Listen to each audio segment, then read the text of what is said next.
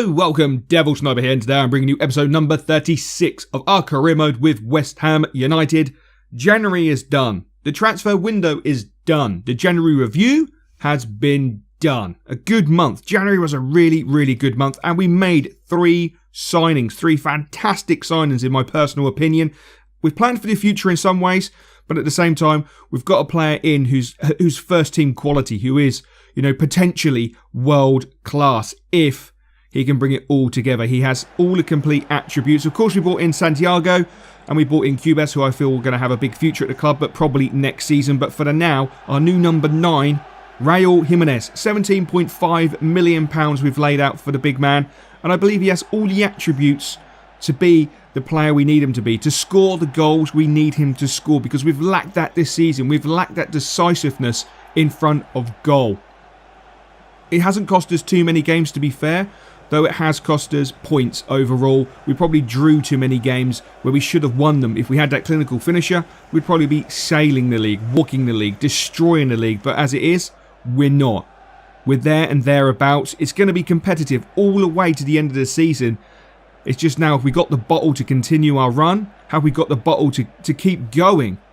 It's going to be tough because the lads haven't been in this situation before. It's going to be hard, but I believe the lads have the ability to do the business required to win the points we need.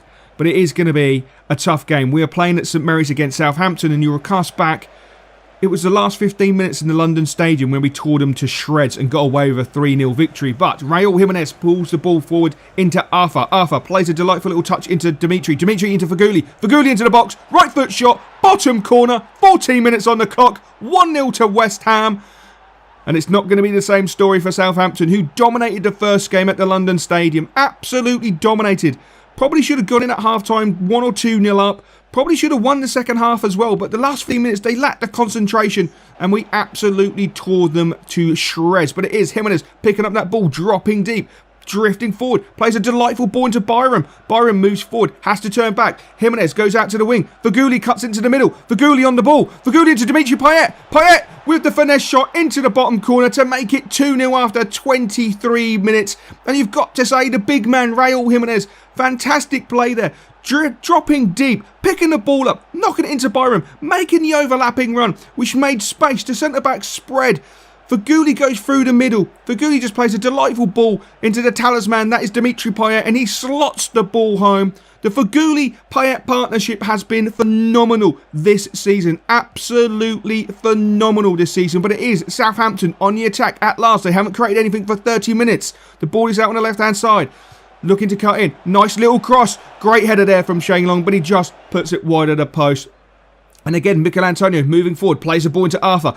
Arthur cuts inside, plays it back into Antonio. Antonio eyes up the finesse, but he puts it just high and wide, unfortunately. But again, Byram getting forward. Plenty of movement forward from Byram in this half. Noble with the gentle dink into Dimitri Payet. Oh, he slams it against the goalkeeper. That is a huge save from the Southampton goalkeeper, and it will bring the half to an end. That could have sent West Ham in at 3-0 up. But as it is, West Ham will be going in at half-time with a 2-0 lead with goals from Faguli and Dimitri Payet, the two talismanic players for the West Ham season, as Southampton kick off the second half.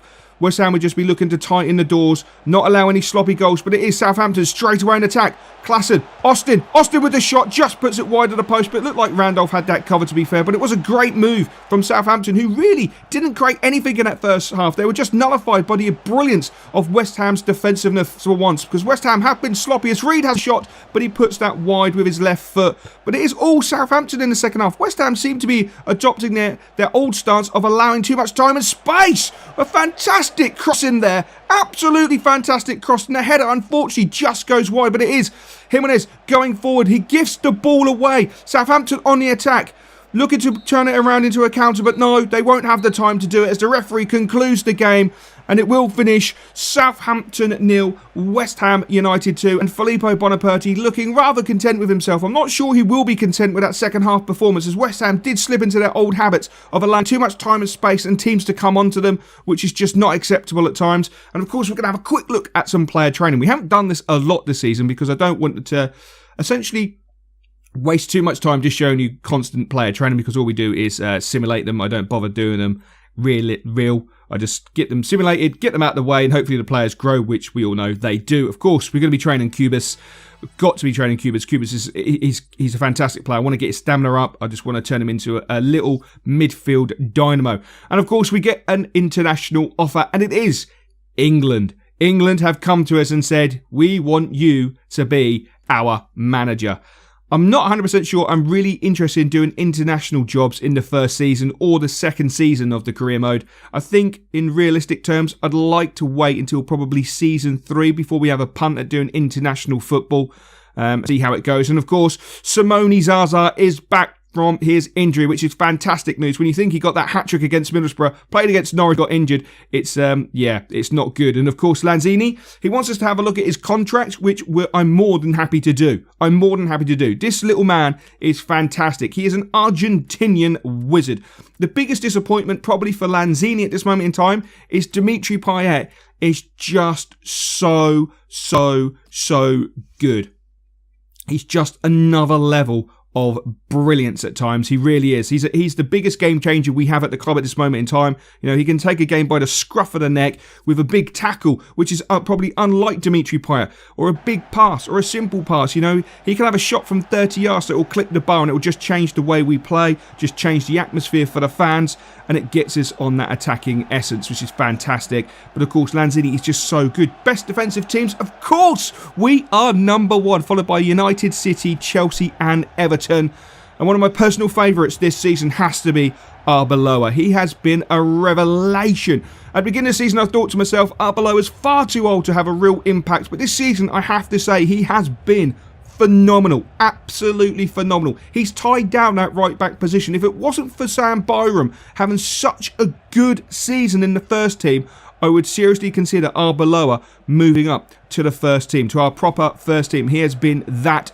good. He's been an absolute sensation. Don't get me wrong, in the attacking third of the pitch, he's not the greatest. He hasn't been gifted with the greatest of abilities because of his lack of pace, and he doesn't really get forward enough to get the crosses in. But from a defensive point of view, he has been phenomenal. Absolutely phenomenal. Speaking of Lanzini, on the ball against West Bromwich Albion, plays a delightful ball into Fletcher. Fletcher with a shot, and it's just over the bar. But that was a great move from West Ham, and Lanzini finding that little gap, and the movement from Fletcher was a revelation to see as Cubas knocks the ball into Fletcher. Fletcher into Fernandes. Fernandes with a simple shot. It's rebounded off the keeper, but the follow-up is slotted home by Edmilson Fernandes, who's having an absolutely fantastic season for West Ham.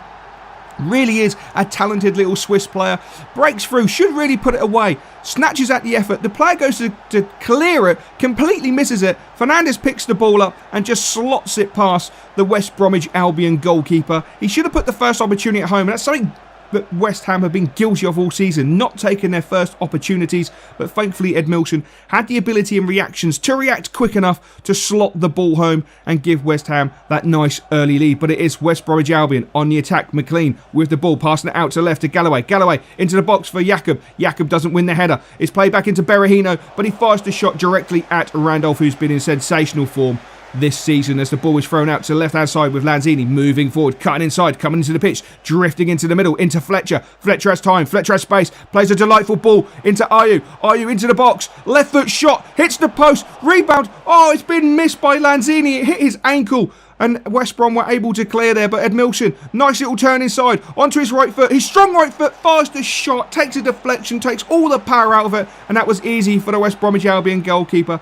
to gather and clear the ball. But it is West Brom with the ball, centre of the park to McManaman. McManaman to Morrison. Morrison into Rondon. Rondon looking to turn, but the referee concludes the first half. It's been an entertaining first half. Both teams have had a good crack at it, but it's been settled at the moment at half-time by the Fernandes goal after 15 minutes. The early goal that West Ham wanted settled the nerves, and we will kick off the second half. West Ham on the ball with Fernandes. Fernandes playing it into Fletcher. Fletcher dropping deep. Gives it back to Fernandes. Fernandes plays a delightful ball out to Ayew. Ayew cuts inside. Nice trickery. Tries to finesse shot. It's a save from the keeper, but the follow-up tackle was awful from Johnny Evans there. And the referee has awarded the penalty kick, but he's not going to book Evans, though I feel he should be booking him. If it's a foul, a clear foul as it is, he should be booking him, but unfortunately he's not going to book Johnny Evans. I suppose punishment enough is a penalty kick for West Ham United. Can Foster save the penalty as Ayew steps up? Left foot. Where's he going to put it? Bottom left, bottom right. Takes the run up. slots it into the bottom right-hand corner of the goalkeeper to make it 2-0 after 53 minutes. Foster went the wrong way, went down to his left, showed his movement early. Ayew spotted the tail and just slotted the ball home to give West Ham that 2-0 lead. And absolutely, the players are going absolutely ballistic. They're enjoying every moment of this, but it is going to be a substitution. Cubas is coming on, and the highly rated and highly anticipated debut of Santiago. Santiago signed from Estudiantes, a good-looking young Argentinian player. Hopefully he'll have a big future, but it is West Brom on the attack. Roberts with a left foot shot, fires it just wide of the post. Just come on for West Bromwich Albion.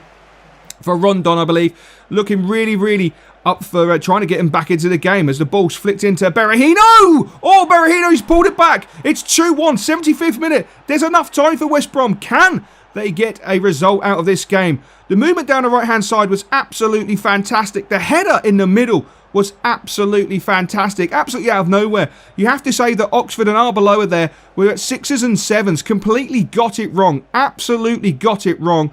No one knows why. I mean, they both should have seen the player coming in, but they just didn't get the movement right and just made it too easy for Berahino. But it is West Ham with a corner kick. Lanzini on the ball into Collins. Collins has the shot. It's blocked. Arbeloa sends it back to Reece Oxford, who unleashes from 30 yards into the bottom corner. What an absolutely outrageous goal from the young man. Absolutely fantastic. Reece Oxford.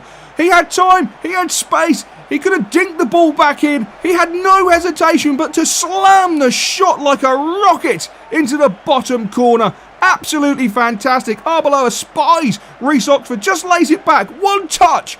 Bang! Into that bottom corner. What a goal that is from Oxford. He really is becoming a sensation. Can he seriously put a push in for the first team position? Perhaps not this season, perhaps next season, but the amount of games and opportunities that Filippo Bonaperti has given this young man, it won't be long before he is on that first team sheet. And what a goal that was. A real contender for goal of the season, and he's more than capable of scoring his goals, as we've seen in the EFL Cup and the FA Cup. He's come up big with important goals, but it is West Brom on the attack. But it's been nullified by Pedro. It's still West Brom looking to attack, but no, the referee will conclude the game. A very entertaining and exciting game that finishes West Ham United 3, West Bromwich Albion 1, and the West Ham run continues. They really are in fine form at the moment. And of course, Lanzini, thankfully, thank God, accepts our contract, which I'm really happy about. I'm really happy about that. Big time. I didn't want any issues. From the first match against Southampton, the man of the match, of course, has to be Feghouli. He was just a revelation. This season, Feghouli and Dimitri Payet are just ridiculous. They're the partnership sent from the gods. They're just outstanding. And hopefully now with Jimenez there, it's just going to make it even more just perfect. The West Bromwich Albion man of the match, partly because of the strike, it has to be Reece Oxford. That strike was just a wonder goal from the young man. He really is fantastic. Did make a bit of a sloppy error with his poor understanding of Arbeloa for the Berahino goal, but I can forgive that. He's still developing. But I have to say, that strike was phenomenal, and I will catch you next time.